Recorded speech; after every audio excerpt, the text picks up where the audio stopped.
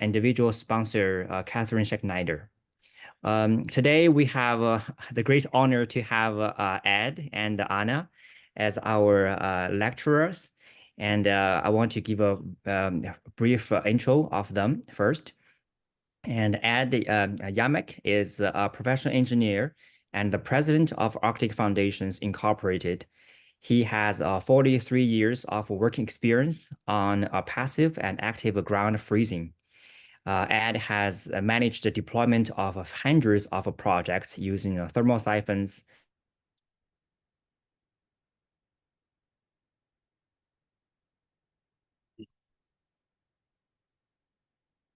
Thanks.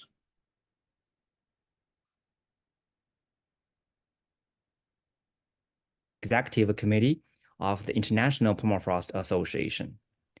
Dr. Anna Wagner is an engineer, environmental engineer at Army Corps of Engineers Cold Regions Research and Engineering Laboratory. She works across a broad spectrum of science and engineering projects, primarily focused on Alaska and cold regions studies. She has worked on the thermosyphon research projects, including several installations in Fairbanks, Alaska. Anna was the USP president in 2023. So with that, and I pass the speaker to Ed, and today we'll mainly have Ed give us the webinar, and Anna, and we'll support the Q&A as well. So, Ed, thank you. Okay, thank you very much, Ming. It's a pleasure to be here and talk about what I do every day. So that's pretty easy. Thermosyphons, past, present, and future. So we'll kind of kick in. We've got a really long program today because thermosyphons come in a lot of different configurations. We're going to talk about, why maybe thermosyphons were initially thought of, how they work, compare them with a couple of other passive refrigeration systems, go into some history, look at some design considerations, some good practices, and then a lot of different configurations, talk about some current research and trends that are going on right now, and some projections for the future. Okay, so why did thermosyphons, even start? Early development. And look at these people are in the CRREL tunnel that is up in Fairbanks, and you can see that big ice wedge that is intersected by the tunnel. So, back in the 50s and stuff, at least in the US and maybe even before, engineers knew that, permafrost wasn't just permanent. It wasn't something that was hard, that was always going to be there like rock. It might have felt like rock sometimes, but it wasn't. The permafrost strength is very dependent on temperature, and when you had soil temperatures above -2°C, things got troublesome, and sometimes they got troublesome fast. These basic thermosyphons that we're talking about, how do they work? Basically, you have a closed tube with a two-phase refrigeration system in there, or two-phase working fluid. And in the bottom, you can kind of see here, there's some liquid in the bottom, and the rest of the whole inside is filled with vapor. It's installed above, with the one part above the ground and the rest down in the ground. And whenever it gets cold up top, outside, some of that vapor condenses, and that causes the bottom to boil because everything likes to be in equilibrium. And then the vapor that condenses, the condensate, comes down the inner wall, and the other new vapor that's come out of the liquid runs up the middle. And so that works whenever the air is colder than the ground. And then the falling condensate, whenever it runs into something that's a little bit warmer than it is, it re-evaporates and cools it off. And so these things work basically most of the winter, and then they turn off and they don't work when the air warms up. A couple of other types of passive refrigeration systems are out there. There's been single phase liquid systems, which are these over here in the upper left. They work on just the difference in density from cold fluid to hot fluid. Most efficient units have flow splitters inside. There are some that researchers have put together and used that have no internals, and yeah, they sort of work, but they really don't work all that well. There's single phase air systems. A closed air system is just almost totally inefficient. The open air systems like this one down here in the bottom right-hand corner, where cold air drops in and warm air comes out.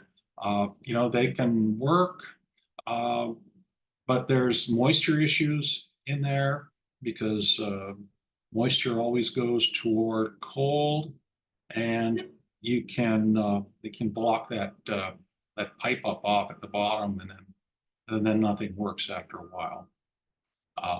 Basically, the two-phase systems, their performance surpassed the single-phase systems, and for a long time, the two-phase systems are the ones that are generically called thermosyphons, even though if you go into some mechanical engineering texts and stuff like that, there'll be thermosyphon devices that are single-phase systems and stuff like that. But generally, for permafrost engineering and stuff, the two-phase units are what are known as thermosyphons. Okay, the very first units ever installed commercially were installed at the Aurora tower site in 1960 in the Gakona area of Alaska.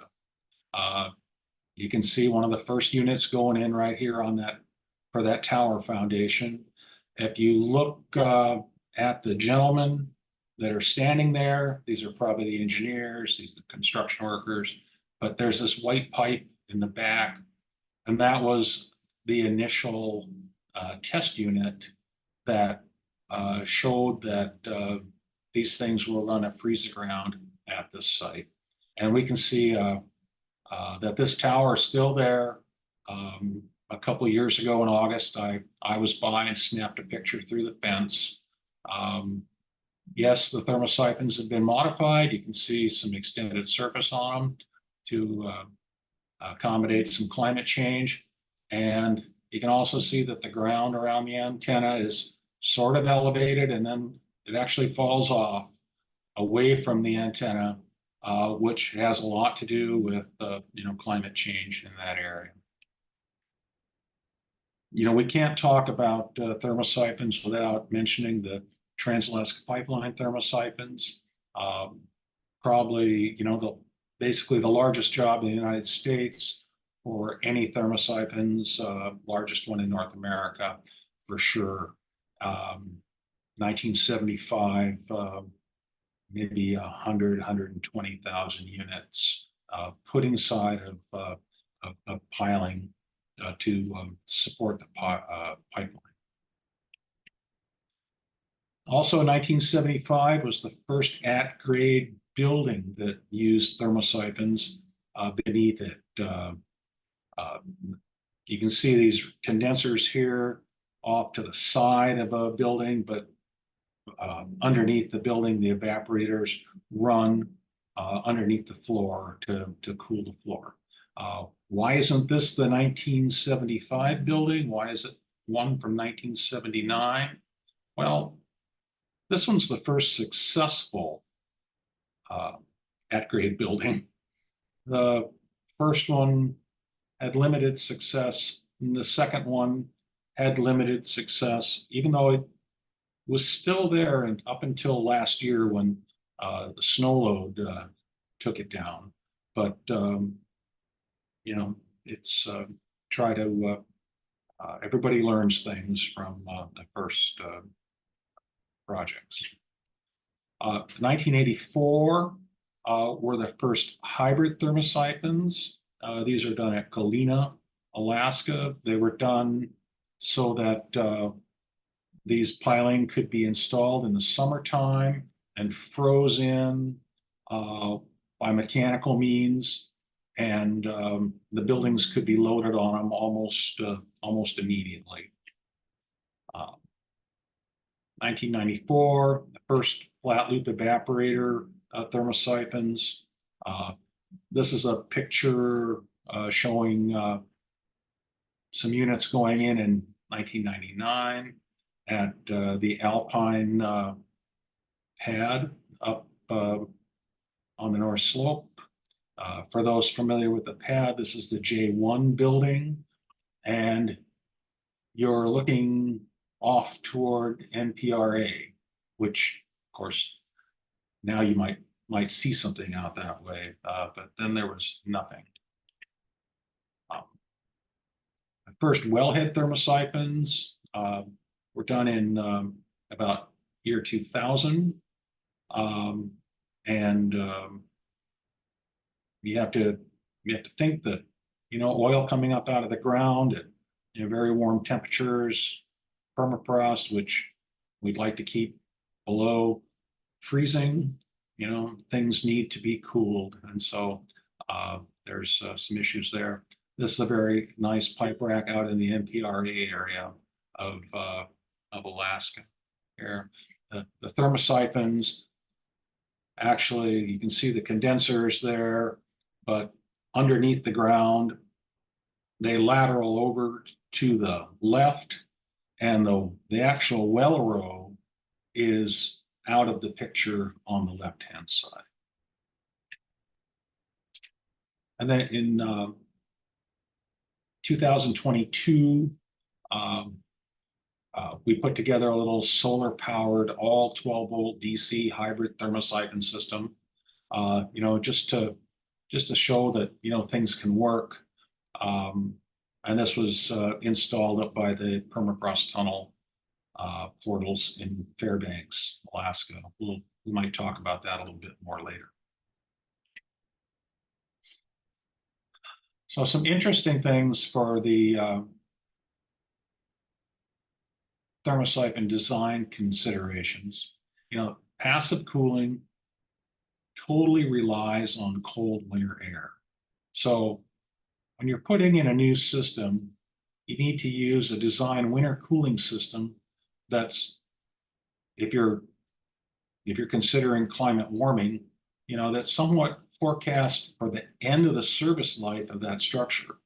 So you kind of have to have a little bit of a crystal ball, or use somebody else's crystal ball to try to figure out what's going on with the climate and the weather. Whatever you do, don't use the same winter values that the mechanical engineer uses to design the heat system for the building, because he needs to make sure it's going to be working when it's the absolute coldest outside. You need to make sure that your thermosyphon system is going to be working when it's warm, basically a warm winter outside. And because moving air, you know, helps move heat away from these thermosyphon fins, you should use a conservative ambient air velocity, you know, something that's lower than average, maybe even fairly low, because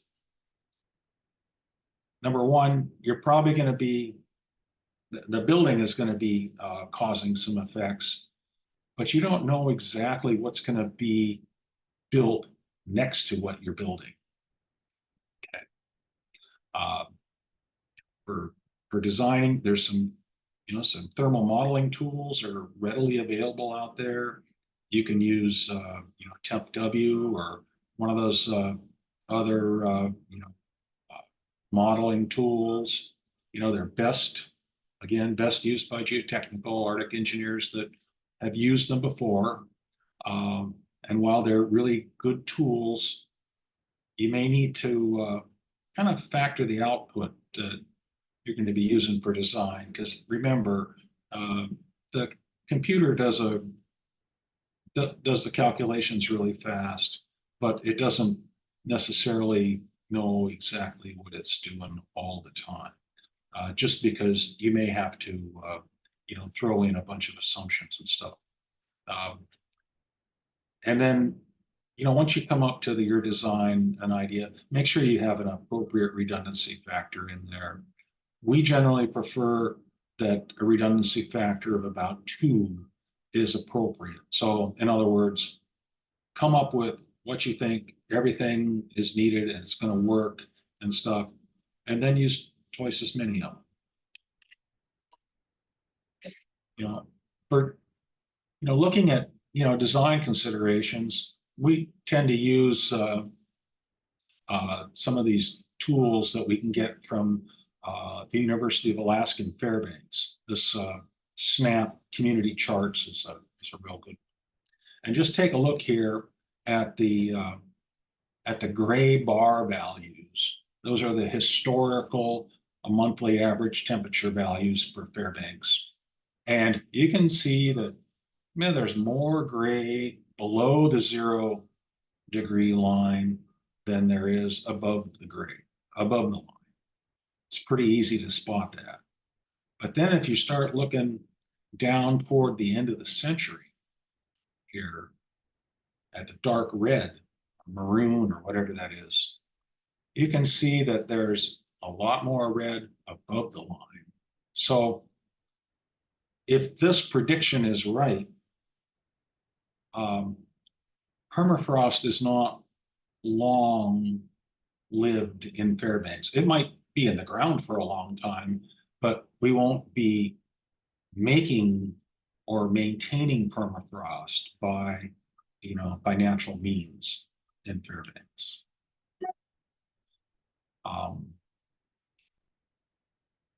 Again, looking at some design considerations, and this is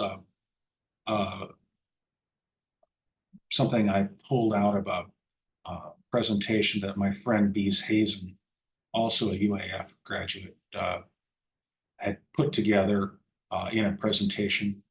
And so we've got a heated building with some thermosyphons underneath them. They're called heat pipes here. And we're keeping the ground cold underneath the building. But the world is warming up and everything is coming in from around the outsides.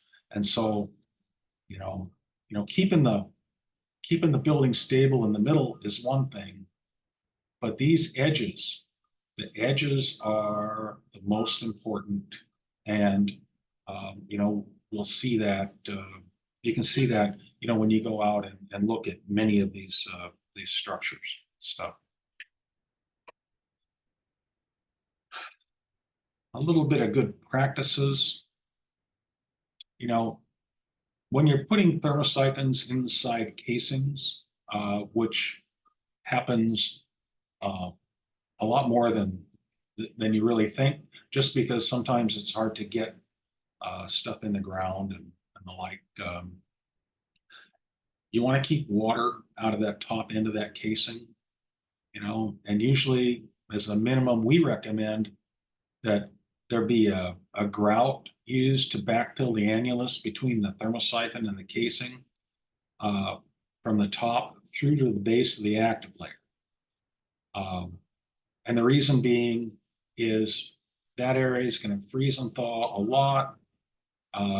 You've got a 9% volume change every time the water freezes, and then when it thaws, it relaxes, and then it freezes again, and you get another volume change. And bad things can happen, either to the thermosyphon or the casing or something. So, and then for thermosyphons in casing, sometimes the thermosyphon evaporators end up being quite small, and the condensers end up being pretty good size. So you want to make sure that condenser is properly supported for all loadings. Some of those loadings might be like on a bush stool. Consider that the kids are going to hang on the things underneath the schools and try to bounce on them and stuff like that. If they bounce, they're fun. If they're rigidly locked, they're no fun, and nobody comes back anymore. Some other general practices, just good things to do. If you're backfilling around a thermosyphon, if you can use a high conductivity material for backfill like quartz sand, it's great. Sometimes we just use water, and that's a great thing too, as long as the water's not going to run away and stuff. Always be sure to use some sort of external corrosion protection on the thermosyphon above the permafrost, because that's where things can corrode. The steel's not going to corrode down in the permafrost. Other good practice, try to embed vertical evaporator thermosyphons so that their tip is in the permafrost. And that's just so that when things start freezing, that you don't create a ice lens underneath the thermosyphon and you're not going to really cause the thermosyphon to jack up. You're going to cause the thermosyphon and the ground all around it to move up. Fourth, shameless plug for using automated loggers for recording temperatures when you're looking at these buildings and stuff. It's just easy for an engineer or an owner to look at a series of records and say, oh, this all looks the same, it all looks good, or this doesn't look good. And so that's good. As we saw, the first thermosyphons were structural thermosyphon piles, or we call them thermopiles, basically load-bearing thermopiles. Where they used, this site's at the HARP facility at Kokona. Other places generally used where you've got a frost-susceptible active layer, or heave and piling jacking are problems. It's always great there. The thermocycling, reduces frost heat forces. Put them in marginal permafrost where creep rates are normally high. The temperature reduction from the thermopiles reduces soil temperature and reduces the creep rate. Effectively in the fall time, the highest creep rate time in the ground is it's actually after things start freezing up, and you've got the heat of summer still going down into the ground along your piling. And if you have a thermopile, all of a sudden you've cut that time off, or that warm time off of the pile, because it starts to cool down quicker.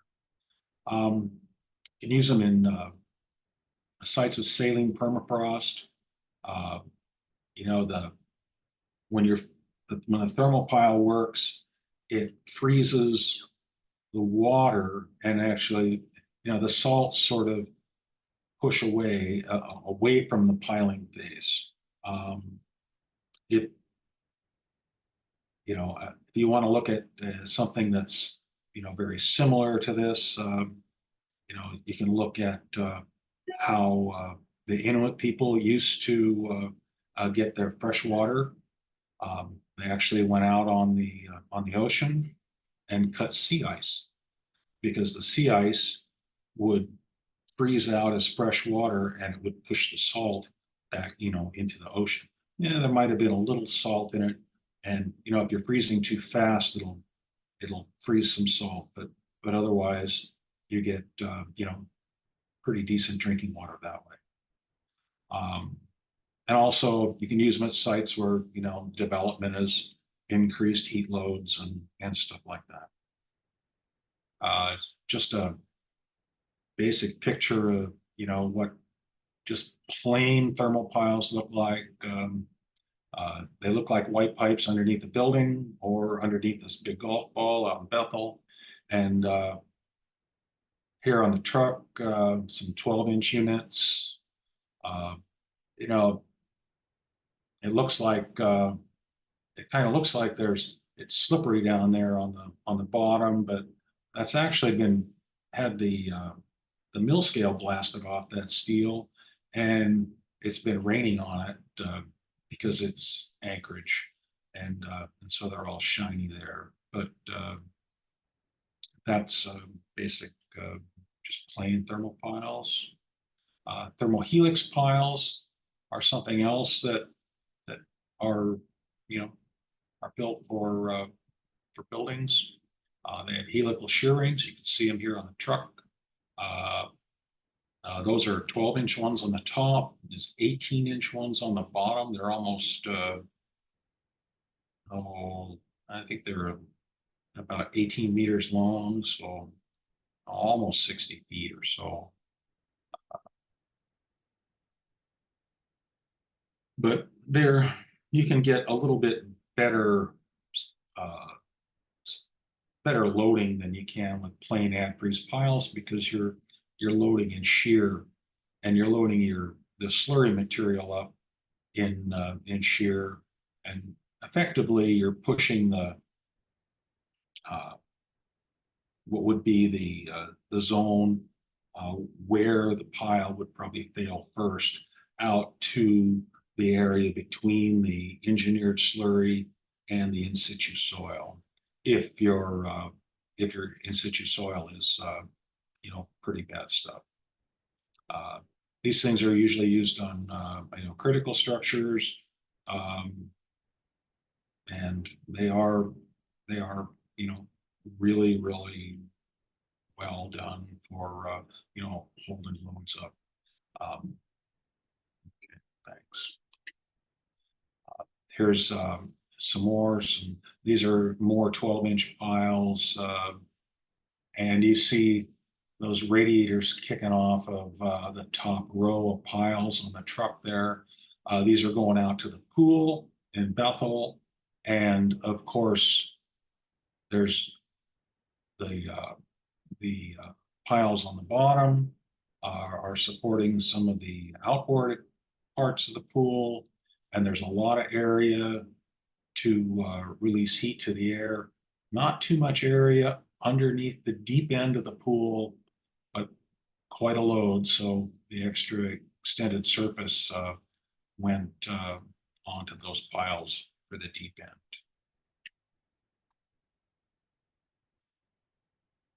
Non-structural thermosyphons, our trade name, we call them thermal probes.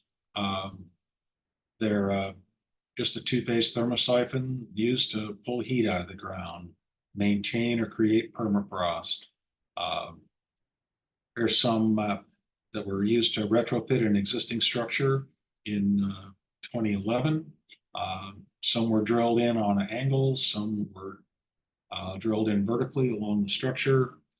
The other side, there's some that were used for tunnel portal cooling in Kyrgyzstan. They basically just to pull heat out of the ground. They can also be used to create frozen barriers to stop hazardous materials from moving around and create impervious frozen dams. There's some really nice big frozen dams in Canada that are put together with those. Other non-structural thermosyphons, these are some that are right at 20 meters. I think they're 65 feet long or something like that. Typically most applications don't require a whole lot of depth.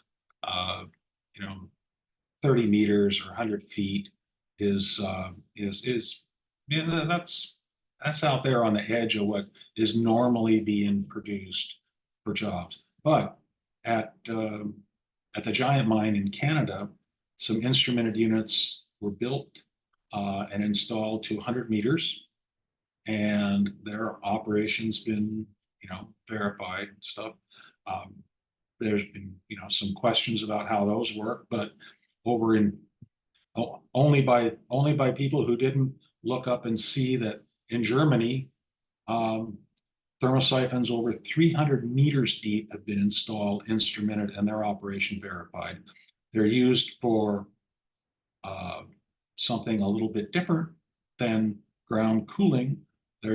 But it's the same thing. They're moving heat up in the ground. It's for, ground coupled heat pumps. Thanks. Supplemental cooling for piling. The classic picture isn't here on this board. The classic picture is the Trans-Alaska Pipeline, but everybody's seen that one.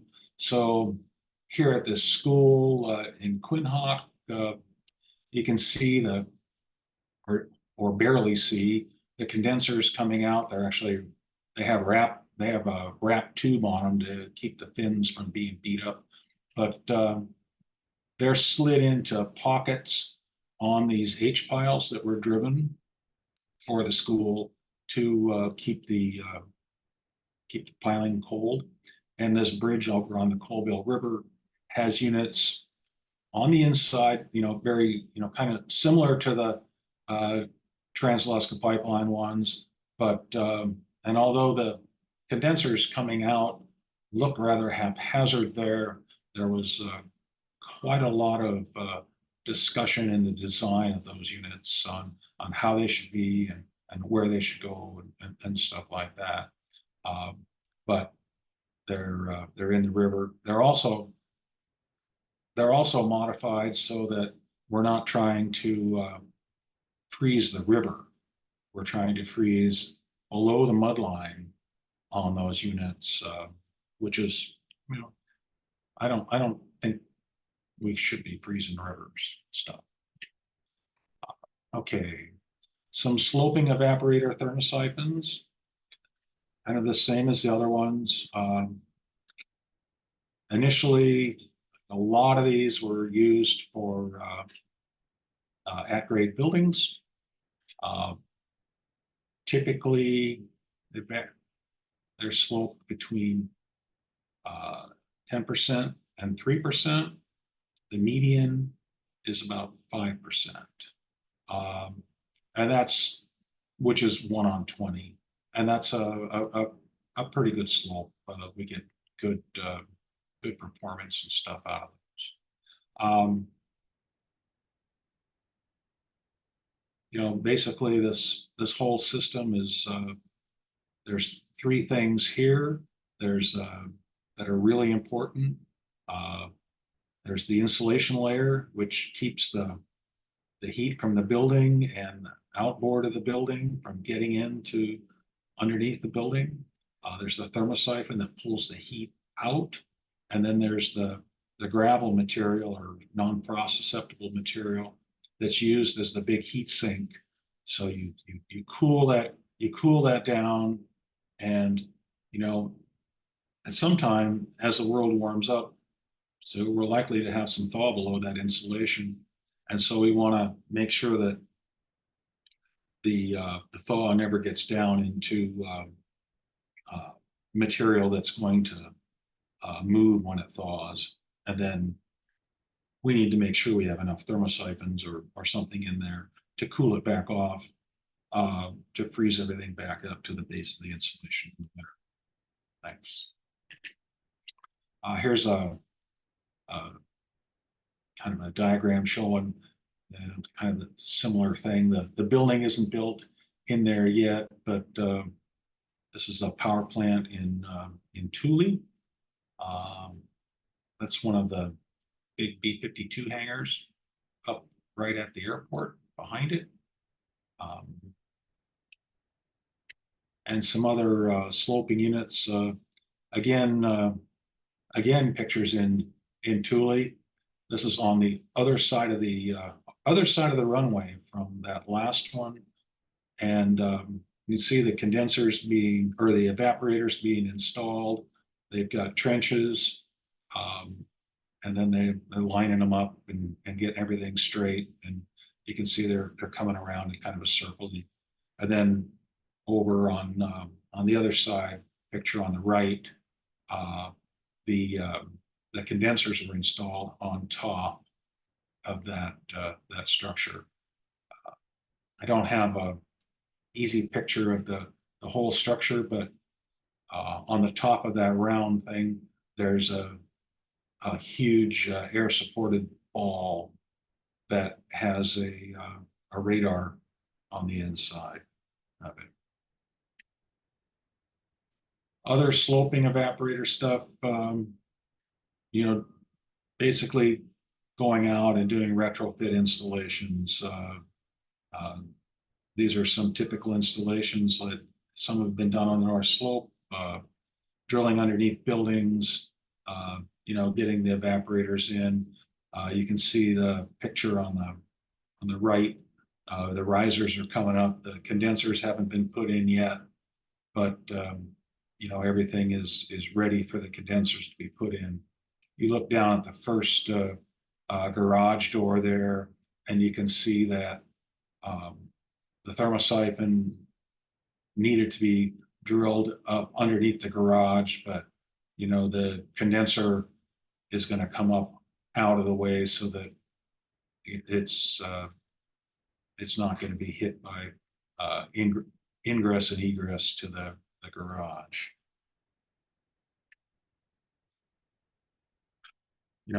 And then out on some of these pipe racks up on the slope, there have been a few things that have had issues, and we've had units going in to help stabilize some of that stuff. Not saying that they weren't designed properly or anything in the beginning. Things were, the world's warmed up, stuff's happened. A lot of these pipe racks went in, and it was designed for a just a free field tundra situation. And then you had to, at one time you had to put a road in there to keep everything maintained or the like. And then when you put the road in, the wind blows, the snow comes, the snow covers up the area around where the piling are. That causes the ground not to be as cooled as much in the wintertime, and then it adds more water stuff there to it. You can kind of get a feel for that on the picture on the right. If you know anything about thermosyphons, you can look at the picture on the right and you can tell that all of those thermosyphons are not working because they're all full of snow. And see, they were installed, but they weren't field charged yet out there. Thanks. Flat loop evaporator thermosyphons. They have proprietary internal components. They make flow one way. They turn out to be a really nice thing, and I say that as for a contractor wise. So here's a typical building out here, a power plant point lay. The condensers are installed in one spot. They don't have to be all strung along things like. This is a pretty typical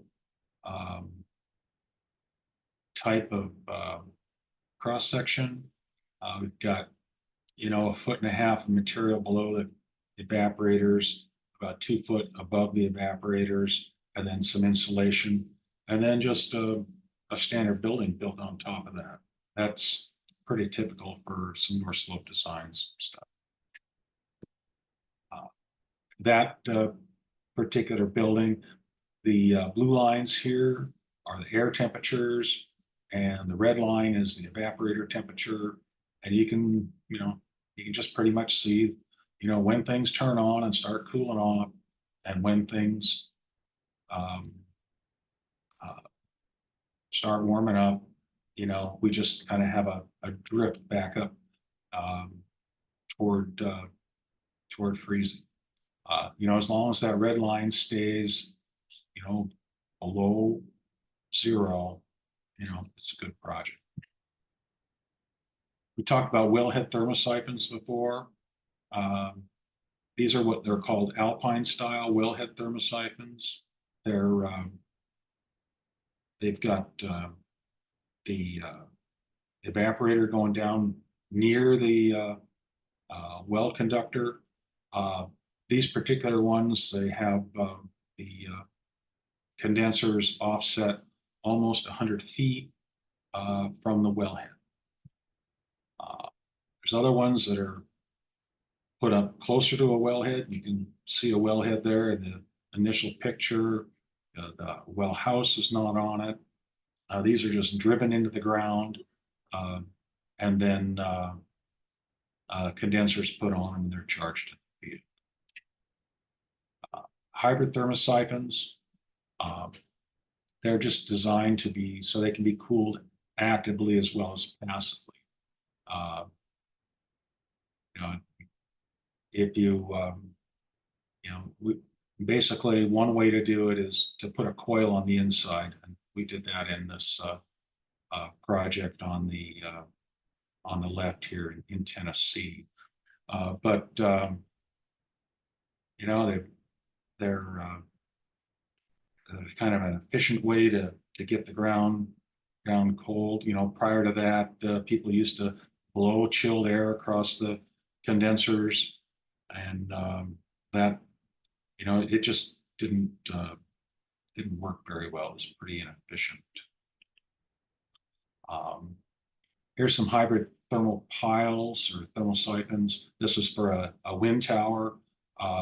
You can see from the data, they put the piles in, got there, hooked up a little 3.5 horse refrigeration system, did some temporary cooling. You know, we got the piles all cooled off, and so the temperatures that we see on the left on the bottom, those are basically inside the pile temperatures.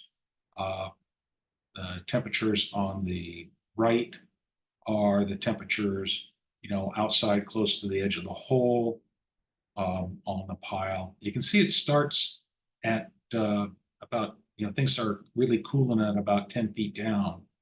And that's because we put the hybrid heat exchanger about 10 feet down, and that made it so that we didn't have to be cooling off the active layer stuff. Some current research and trends. Right now we've got a 330 meter long flat loop in Wainwright that we're evaluating performance on. The condensers are installed, but they're not installed in this very kind of pretty picture that the contractor gave me. ANTHC has done some work on thermosyphons. They have a thermosyphon refrigeration collar. It just basically clamps on to the thermosyphon below the condenser, and they refrigerate that. And you know, I don't know that they've got any commercial deployments yet, but you know, I look forward to seeing some things that are going on in the field. There's a lot of projects out there that were designed back in the 80s, early 90s, and you know, constraints were tough at the time, and now they need to be upgraded. So you can see here at Quinhagh, we doubled the condenser size and added a flat loop system in there. The condenser or the flat loop is being refrigerated on the outside. The other ones are just, they're set up so they can be refrigerated, so they're hybridized. Over on the right, the Nunamiqua, a water treatment plant, similar stuff happened there, except things are being refrigerated, and so you can see a little bit of frost on things on the outside of the insulation and stuff like that, you know, to cool the building down, because the world was coming in warmer from outside. Okay, this is that little solar powered thing up in Fairbanks. Those little boxes in the middle between the units with the hybrid on it are actually the compressors. They're just 12-volt compressors that you'd probably have in a really nice sailboat if you wanted to have ice cream in the tropics. But you know, we've got a couple different systems running here. As far as to power the same compressors on either side, we're learning that what the solar people say you can use might not be exactly what you should use. Maybe you should use a little more solar and stuff on there. But you know, this is at the tunnel in Fairbanks. You can see the tunnel portal in the background there. And the interesting thing about this site is it's really not, although the tunnel's permafrost right over there, this stuff is, these units are put down in material that are not, it's not permafrost, or at least at the time. So what's nice is for research work, we've got a lot of heat to try to move out of the ground. So what's available in Alaska, Canada, China, and Russia? Those are the places where you can get thermosyphons made right now. We've not seen any flat loop evaporator type units deployed in China. Likewise, we've not seen any field assembly done in China. And so far, we've only seen hybrid systems deployed in Alaska and Canada. I'm not saying that none of this has happened, but we haven't really seen much. Projections for tomorrow, always the $64 question. Climate warming is the greatest challenge. You know, passive cooling capacity of these thermosyphons is reduced just because you don't have enough winter. Winter is reduced, so the cooling capacity goes down. The thermal load on the whole system is going to be increased, and you have to design for some sort of future climate scenario. You know, so existing systems, a lot of them are going to need modifications, and some of those could be add larger condensers, add additional thermosyphons, hybridize them for active cooling, add some other sort of active cooling that they're you know, sometimes you can't get everything passively. But to adapt to climate change, passive freezing technology is going to be used in places it's not been used before. We're finding that a lot. And the passive systems that are going out, they're being more robust. In other words, people are buying bigger stuff. They want it to last longer. There's more hybrid and systems going out, and you know, active freezing systems are going to be used for facilities on permafrost. It's kind of a interesting time to be an engineer. I think it's an exciting time because there's new challenges, and that's going to foster innovative methods and new technologies to deal with the effects of warming and climate change. And regarding climate change, you know, I think it's going to get worse before it gets better. Thank you.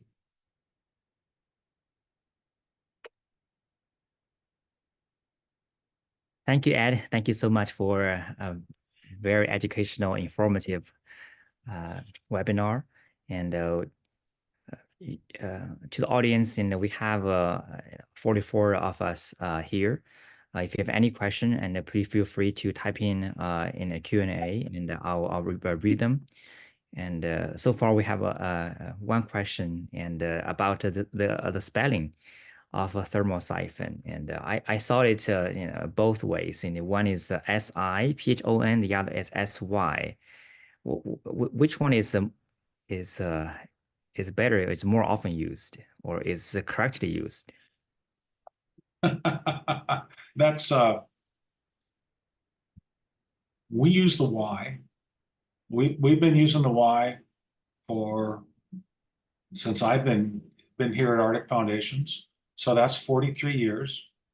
Other people use an I. A lot of the mechanical engineers will use an I. I can't say that they're wrong.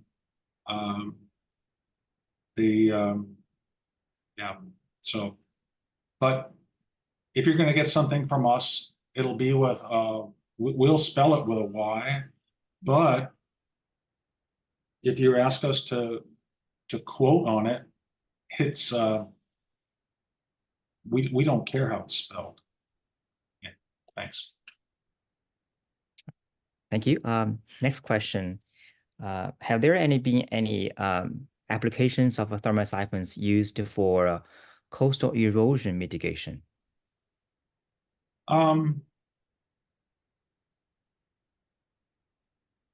Sort of. I mean, there's some units that were put in Bethel, on the river, to help freeze in anchor piles for the seawall at Bethel. If you're out there, you can run into them. They look pretty. They're early '80s units, but people are thinking about them for some coastal erosion stuff, and then we have looked at some places, where we're just trying to harden up a specific area, but for like a long coastal erosion mitigation project like it's going on up at Uktiagavik right now. No, because basically a lot of that coastal stuff, when a lot of the erosion occurs from storms, and so if you have, maybe it'll help you carry through one storm, but what if you have two storms? It may not work for two storms, and plus, they're kind of expensive to be doing that sort of stuff. Thank you. Thank you, Ed. Another question just came up. Let me read it. Is frost growth much of an issue when retrofitting an existing building foundation with thermosyphons? Question about the frost growth, frost heave, is an issue or not? Maybe, and that just depends on how the retrofit situation has to go. I mean, there's a lot of different type of foundations to start with, but you more than likely, if you're going to be freezing unfrozen soil and stuff, and it's got water in it, that's going to expand. The water's going to expand 9%. And, unless you can be, in some sort of non-frost susceptible soils, you're going to have movement. So a lot of these retrofit situations that we've worked at, you go in, you put thermosyphons in or the like, you get things cooled off, and then when things have sort of stabilized, that's when you go in and you fix the finishes and get things leveled up and the like. Thanks. Thank you, Ed. Next question is about the climate scenario for the future thermosyphon design. Question for Ed: what is your preferred RCP scenario for in SNAP? Well, I usually use RCP 8.5, and I would like not to use that, but it just appears that most of the sites that we're looking at are warming up pretty fast. They're not just on, not warming up just a little bit, but they're warming up. They're warming up fairly fast. There are some people that have put out, well, at least I've been in the talk where they're talking about permafrost perhaps starting to not be maintained by natural means up on the North Slope, say after 2050, 2060 and stuff. I don't know that that's going to happen or not, but I do, people are talking about that. And so I prefer to be, fairly conservative when looking at most of these designs. Thank you. Thank you, Ed. Dr. Wagner, do you have any thoughts, input, or knowledge, advice to share before we finish? No, I think Ed's covered it all here. Great presentation, Ed.